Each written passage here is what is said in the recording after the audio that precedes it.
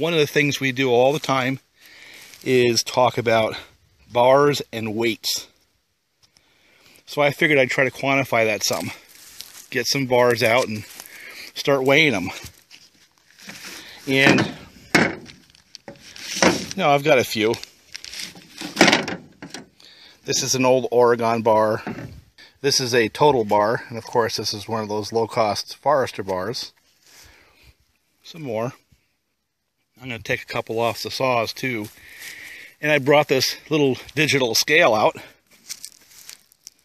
thinking this was a good idea, until I realized the way this scale works is those 4 feet have to be in contact with something, because what it does is it pushes down on those 4 feet. Well, that means you have to have a flat surface, doesn't it? Well, it's pretty hard to find out here. So I went and got a bunch of cookies and started stacking cookies to try to get them as straight as possible, flat as possible. Then you zero it, and then you start putting things on it.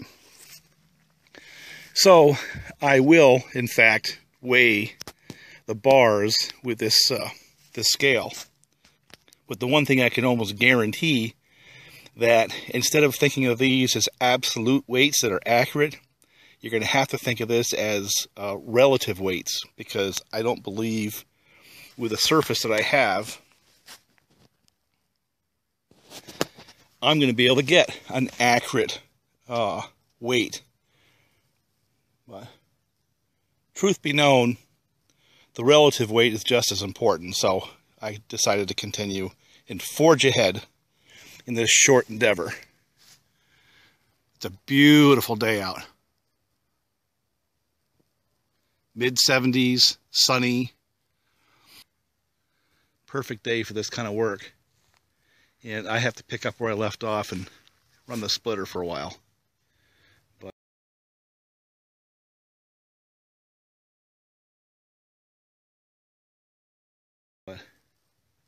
in the meantime, let me just start putting some of these on the scales so we can start seeing what it really means when somebody says I have a light bar, or my bar is lighter than yours. Not sure that's something people want to brag about, but in the chainsaw world it actually is. And before I get there, that was an interesting snap. What you got to think about is the physics of it. Is just imagine if this is the center of gravity of this bar, the T, and you've got a power head on your saw.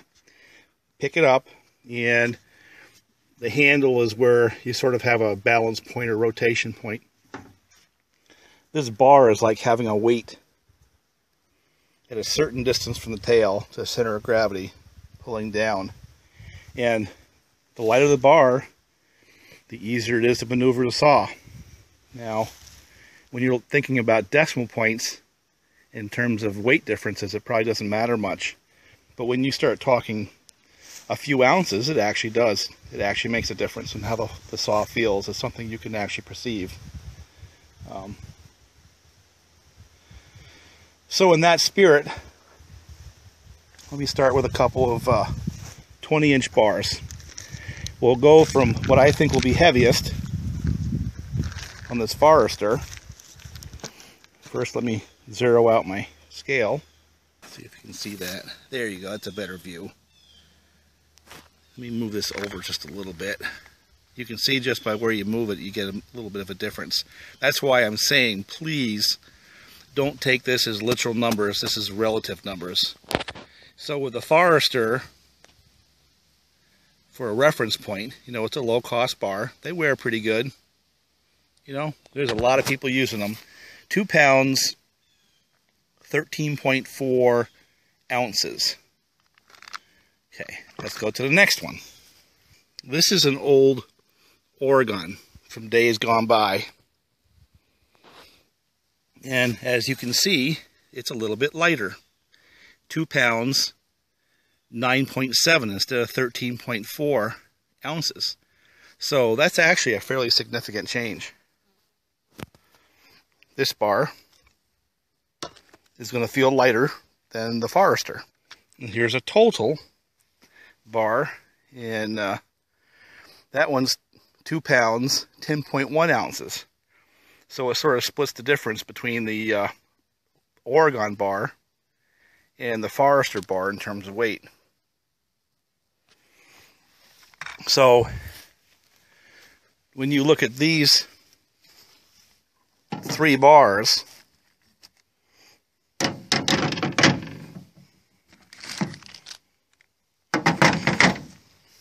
an old Oregon, it's a nice bar, isn't it? That's one that I've chewed up over time, I'm sure. Here's your total, and there's your Forester. There's a slight difference in weights. Just for kicks, if you start looking at the profile, believe it or not, the Oregon is ever so slightly narrower. You push it down to that side. And I wonder if that, you can see the total bar poking out from behind. I wonder if that is part of the reason why it's a lighter bar. And the profile relative to the Forester, between the total and the Forester, is virtually identical. And knowing how much time I have on that bar, I have to wonder how much is that because I filed that thing enough times to make some difference. So, just for kicks, let's put this big bar on there. Nope, scale turned itself off.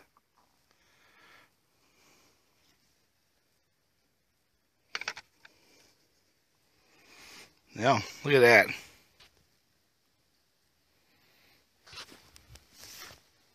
Quite a bit bigger bar. 32-inch bar. That's 4 pounds, 2.8 ounces. Think you'd notice that? Well, yeah, you will, because 2 reasons. One, it's heavier. It's obvious. But the second thing is it's going to carry its weight and the center of gravity. Therefore, the torque around that point which you're holding the saw is much greater with a longer bar. So, that's almost twice as heavy as the 20s, even though it's not quite twice as long. So,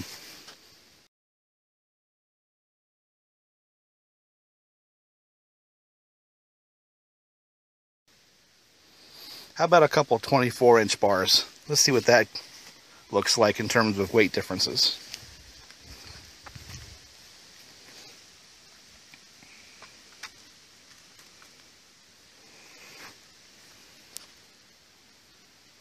Well, that's 3 pounds, 10.4 ounces. You know, that's interesting because that's almost a pound more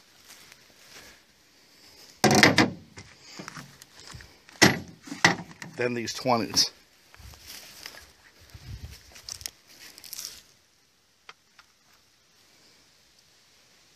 You know? 2 pounds, 10 ounces.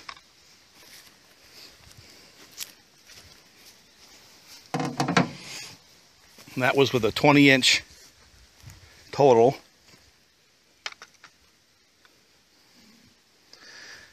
£3 pounds, 10.4 ounces with this Stihl.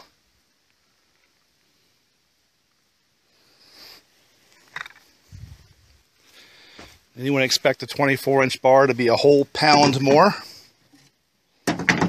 Let's see what the total bar in 24 inches weighs.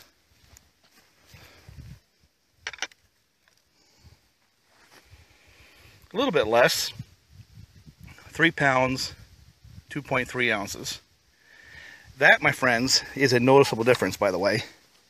You put the total on the saw, and it feels quite a bit lighter, even though it really isn't. But it does feel lighter than the Stihl bar. I got one more bar to test and measure. And I've got to take that thing off that saw. I just finished putting it on. By the way, This saw here was in the shop because it had no spark. And I was all nervous about it. This is just an aside. Turned out to be a spark plug. You know? I think it's a case of the old KISS, keep it simple, stupid scenario. And this saw right here is that forlorn Husqvarna 455. It's going to get some test cuts today before I hand it back over. And it has its new clothes on, so it looks nicer. Doesn't have a broken handle, doesn't have a broken chain brake lever cover, and it's got a new chain. That's like a new saw. Anyway, I'm going to shut the camera off and pull that other bar and see if it actually weighs less.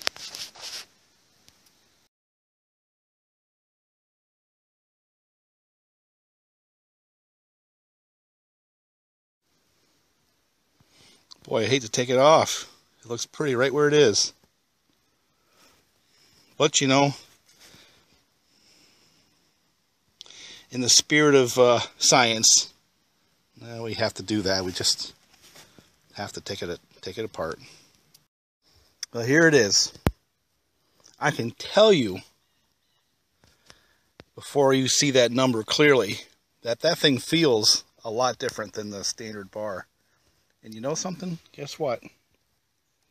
I guess it should. 2 pounds, 12.4 ounces.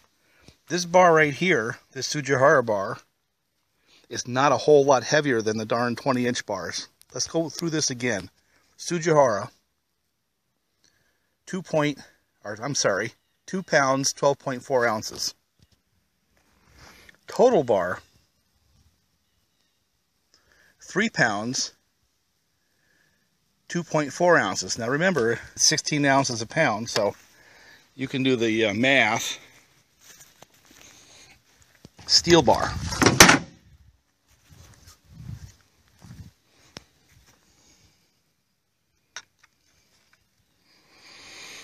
Three pounds, 10.5 ounces. So when I did that prior video, and I said it felt like a pound difference, it's almost a full pound difference between those two bars. And let me tell you something. You feel it on those big old saws. Let's see if it's repeatable. 3 pounds, 10.5 ounces.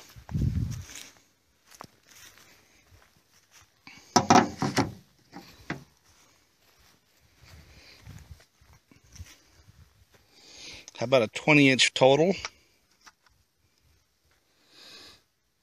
2 pounds, 10.1 ounces. It's 20-inch. So there's a pound difference between the Stihl and the total. The Stihl 24-inch and the total 20-inch.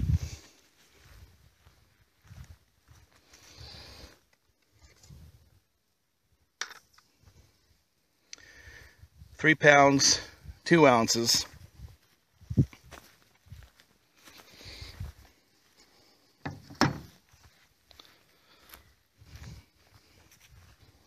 Sugihara. 2 pounds, 12.6 ounces. Like I said, that's almost a full pound right there. It's repeatable. Wow. Hope that helps quantify that discussion a little bit. No, ain't happening.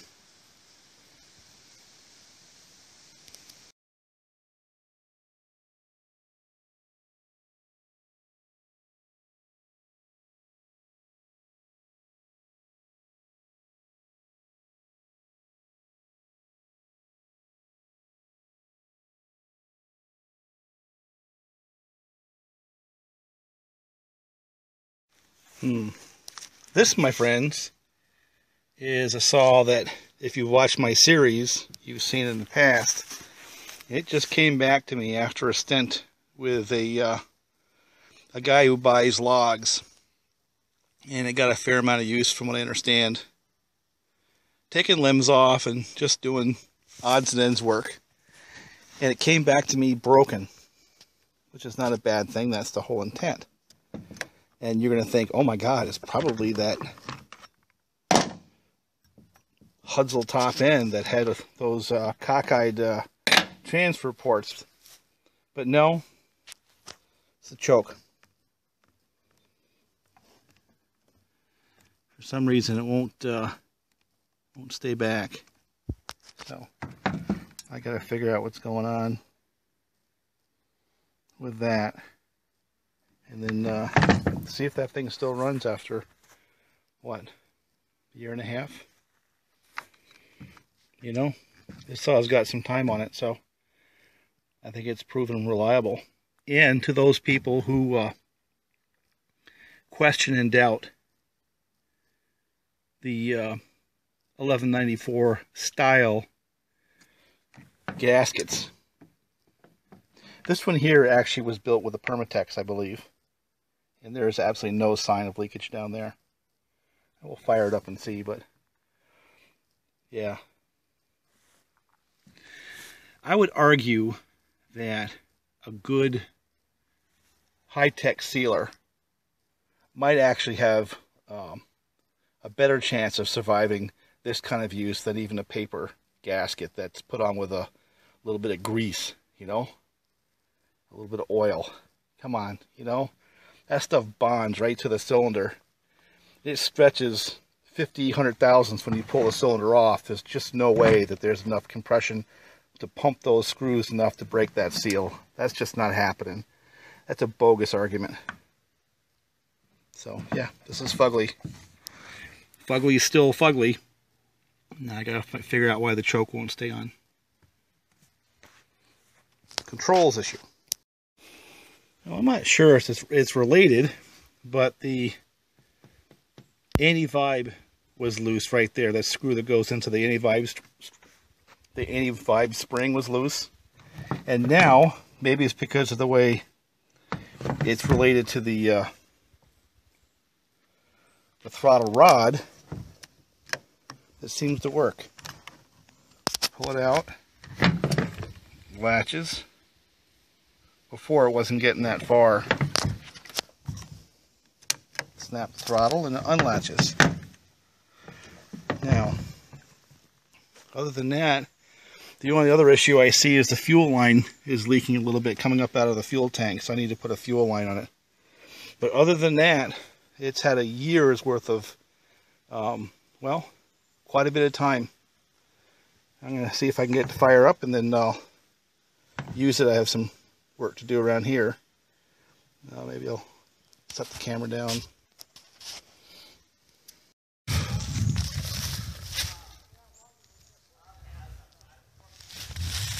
This is the definition of nuts.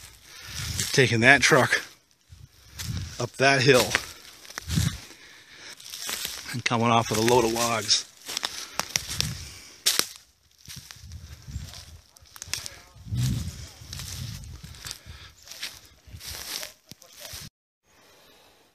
So, further analysis, I pulled the carburetor apart and saw it was getting absolutely no fuel. Imagine that. Look at the size of that hole in that fuel line. So, just to get me through the day, I'm going to clip the fuel line right there, put it back on the carburetor, and see if it goes.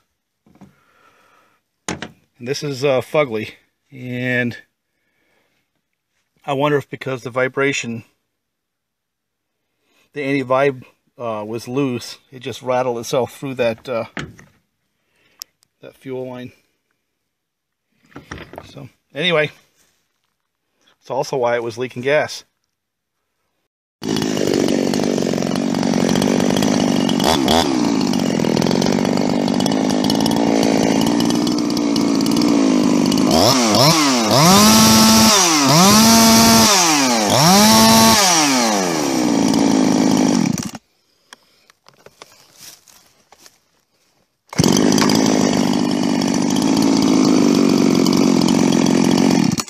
It's healthy again.